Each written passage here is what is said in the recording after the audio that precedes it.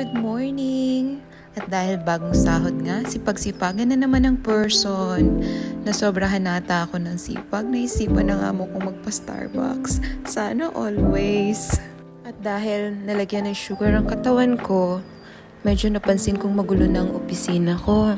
Di for daligpit na naman ng person. Napakaraming papel na nga ang naipon overtime. Karamihan nga pala sa mga papel na to ay scratch paper na for recycling. Nangihinayang kasi akong itapon na lang basta. Ginagamit ko pa kasi yung likod ng mga papel na to. Kahit nga napakayaman ng school na to sa resources, minimake sure ko pa rin na maging masinop sa lahat ng bagay, lalo na't hindi natin ito pinaghihirapan. Dito kasi sa school, napaka-aksaya talaga nila sa gamit. Nako, pwede kang magtayo ng department store kapag ka nagtapon sila. Nakuha ko lang rin pala itong traits na to sa amo ko. Siya yung nagturo sa akin na hanggat maaaring gamitin yung papel ay gagamitin natin. Parati nga akong napapahanga ng amo ko.